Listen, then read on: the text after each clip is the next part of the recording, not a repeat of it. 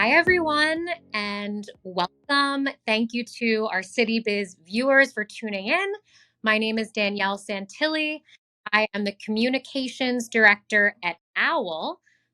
For those of you that don't know, OWL is a one-on-one networking platform where you can make and receive direct calls for, of course, networking, building relationships, giving advice, getting advice. I'm happy to be your guest host on City Biz with our amazing guest today, Chris Perez, who is an IT entrepreneur, a founder, and a president of the Academy of South Florida. He's a visionary leader with a profound passion for creating exceptional vocational IT training programs, now celebrating 20 years in business.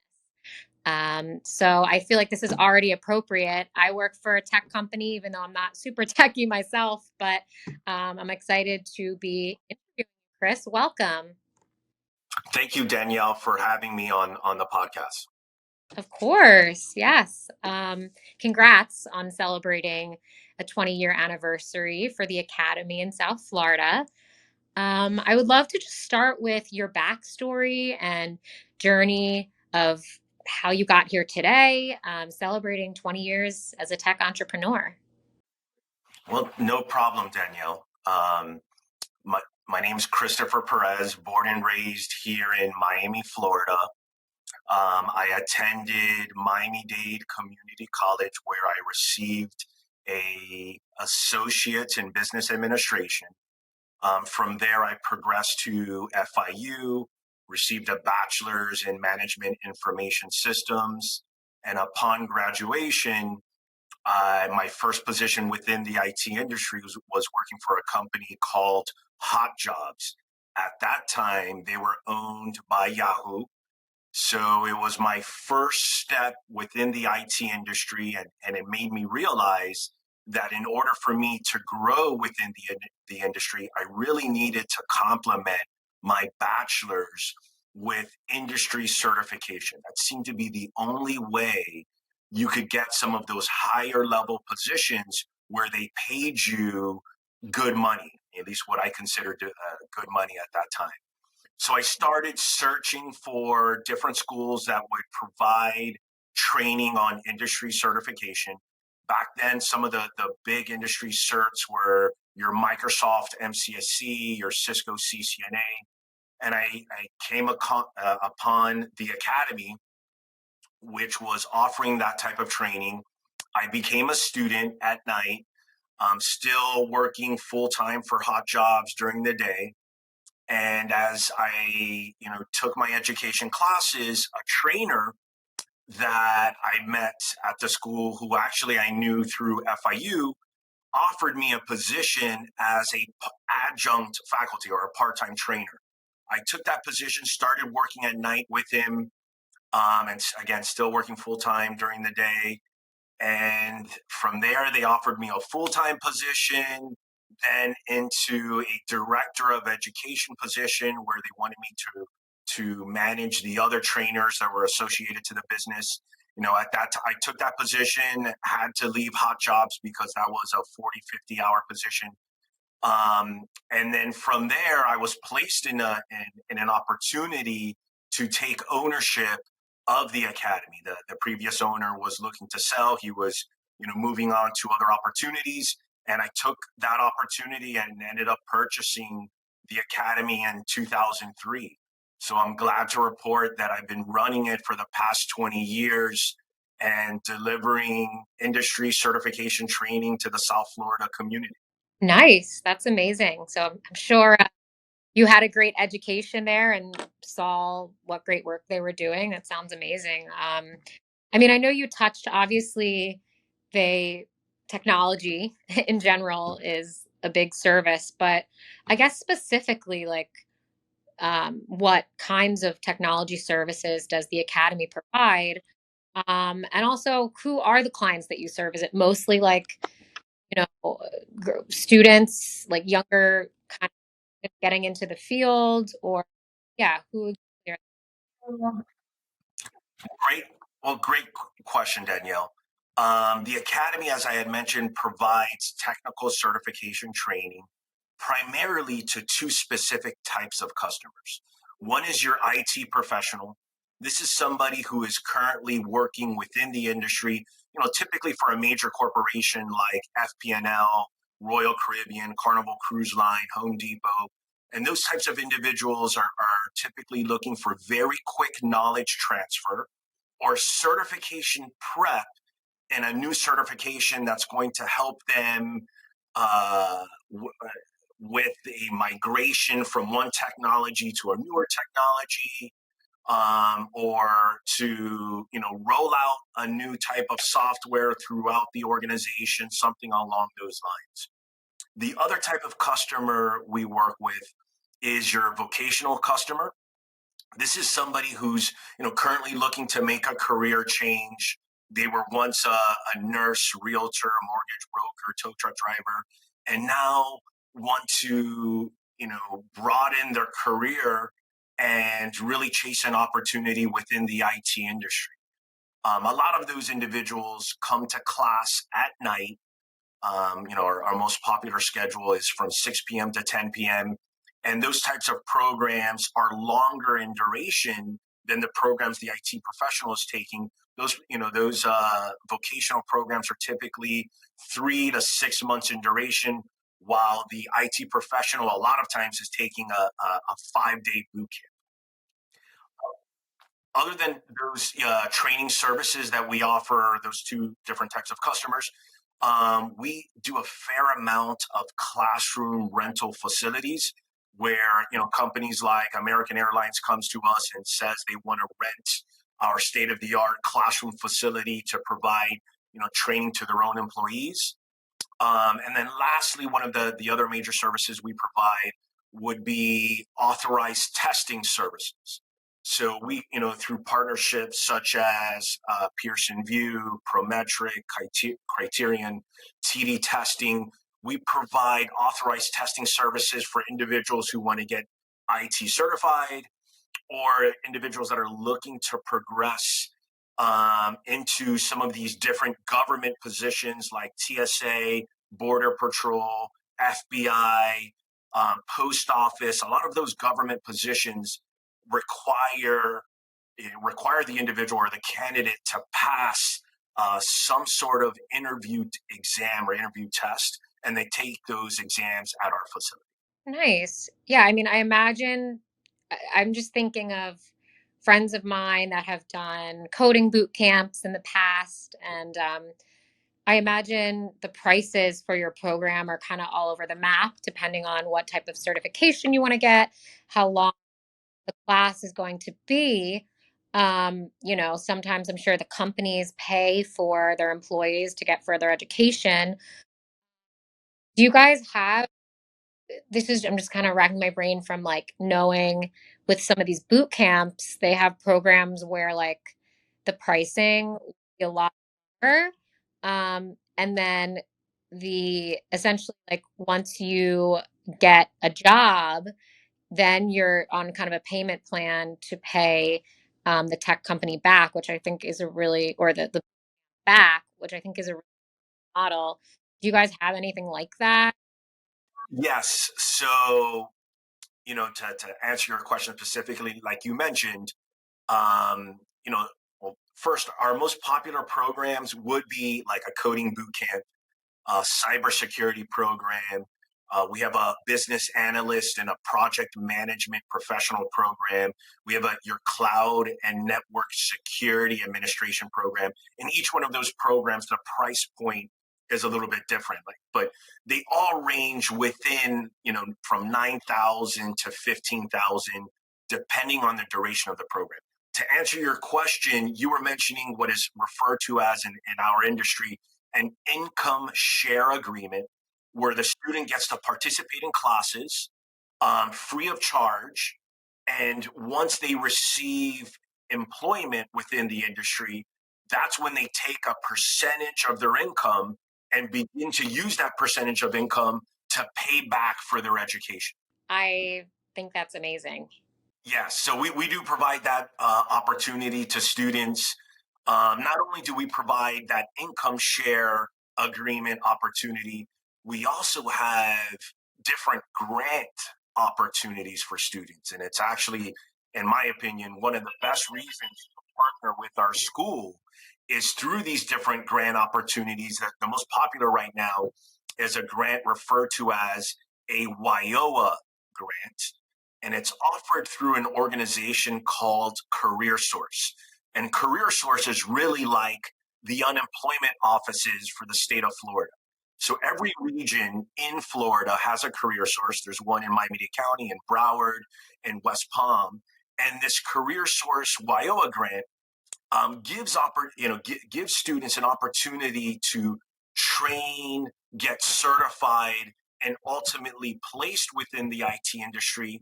And at least at our school, they would have zero out-of-pocket expenses. We accept that grant as full payment. So it's a great way for students to get free education within the South Florida community. All right, guys, you heard it here. So, anybody listening interested in a career change in tech, make sure that you go check all this out because that sounds like a great opportunity. Um, I'm curious, just in general, with the technology industry, how you've noticed that it has changed and grown over the past 20 years since you started.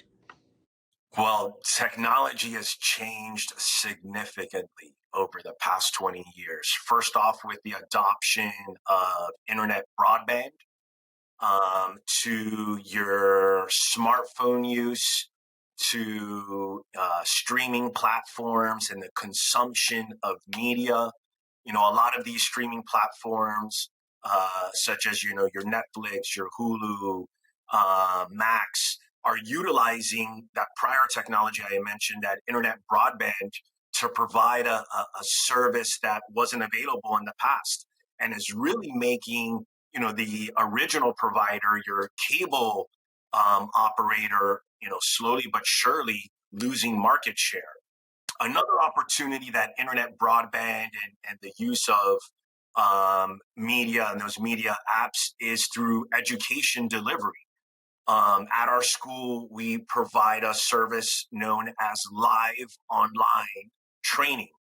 And live online training uses technologies such as Zoom or Microsoft Teams.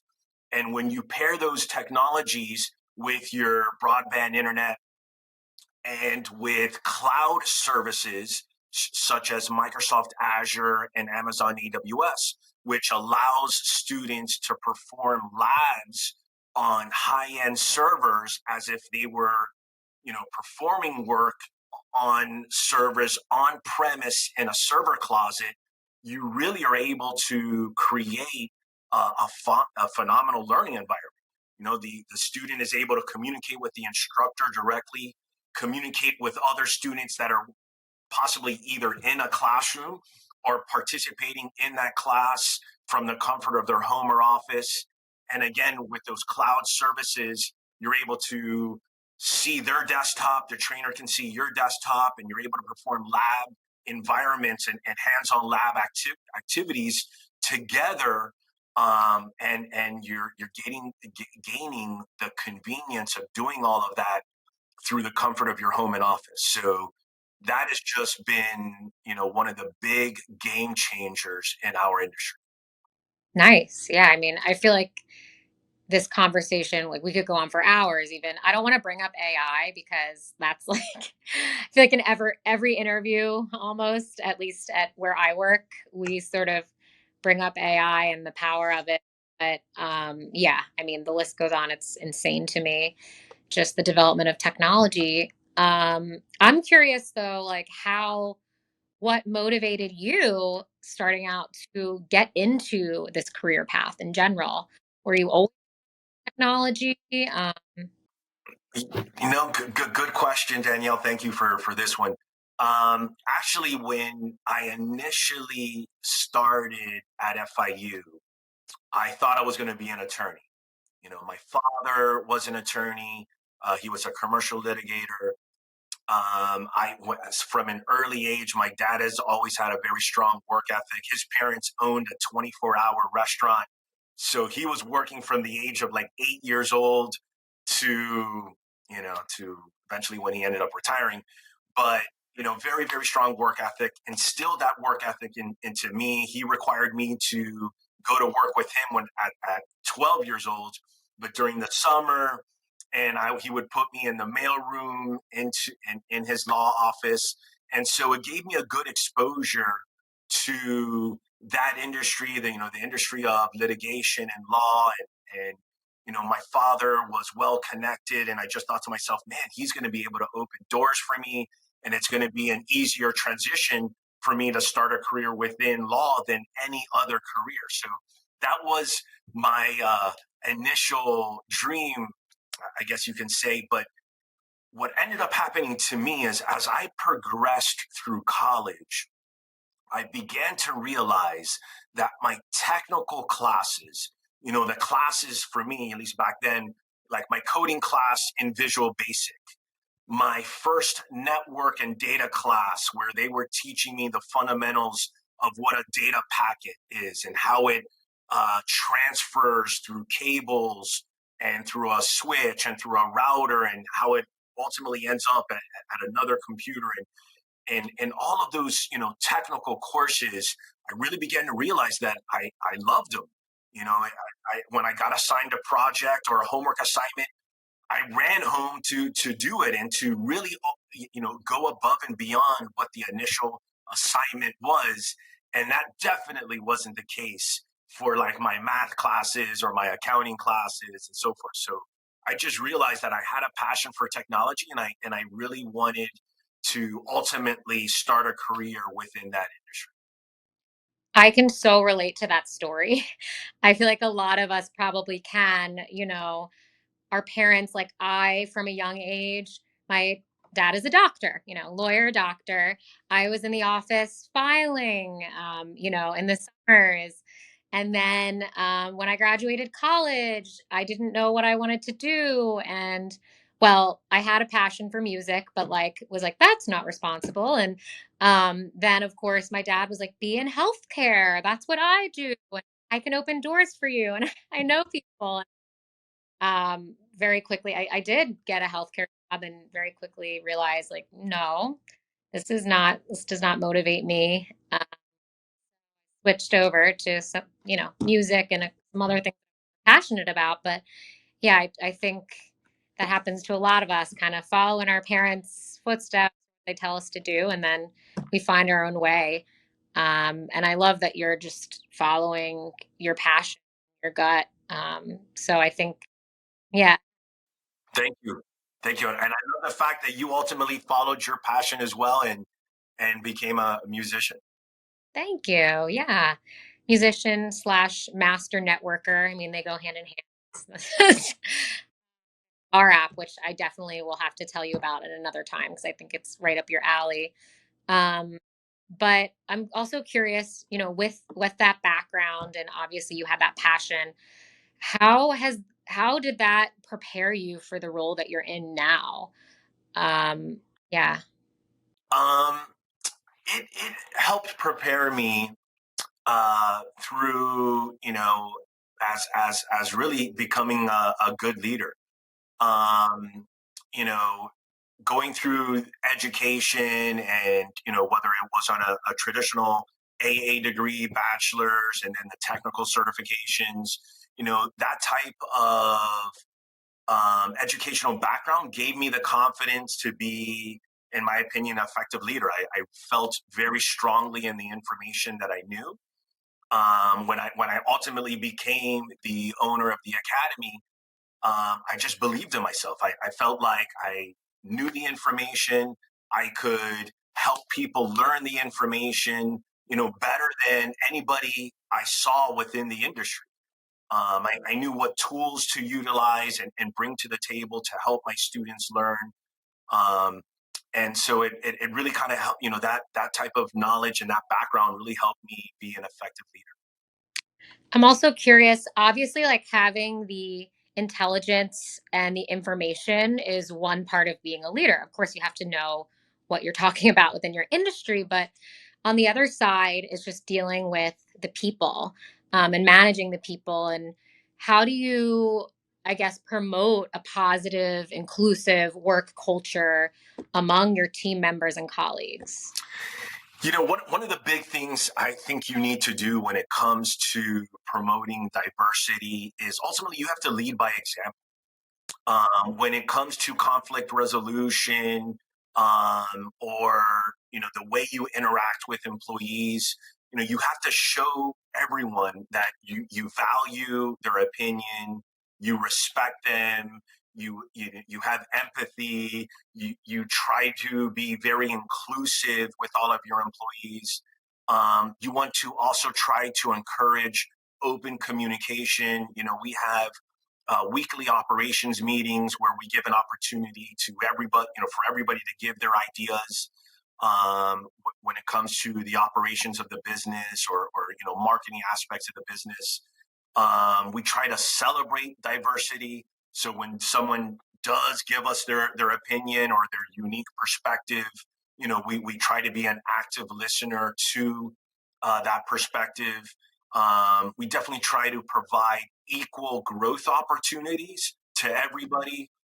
And then lastly, I would say we do our best to promote a work life balance. I think that ultimately that's very, very important, where employees know that during working hours, we do want you to be working hard, but when you're on your off time, we want you to relax and enjoy life, and so forth. And I think some of that comes with being flexible with your work arrangements. Now, a lot of times nowadays, in order for you to attract and retain top talent, you have to offer some form of on-site and work home schedule.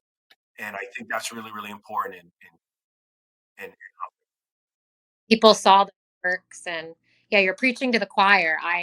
With my boss now, Jason from Owl, I was like, I'm a musician first, and like I want to go to Nashville for the month and write. And he was like, okay, like we'll make it work. I can do interviews like this from the music studio. So it's really amazing. So everything you're saying definitely resonates with me. And that being said, where should anyone go who wants to learn more about your programs, certifications? What's the best place? well, Danielle, the best place to find information about the Academy would definitely be our website. You can go to our website by going to www.academyflorida.com. And Florida is spelled out the whole word. Um, or you could call 1-800 IT Academy and request to speak with a learning manager. And that individual will definitely be able to answer any questions you might have with regards to prices and schedules and course offerings, and discounts, or even to discuss that grant opportunity I provided information about earlier in the interview. Awesome. Well, thank you so much for joining us, Chris. And thank you to all the City Biz viewers for tuning in. We will see you again soon. Thank you, Danielle, for having me.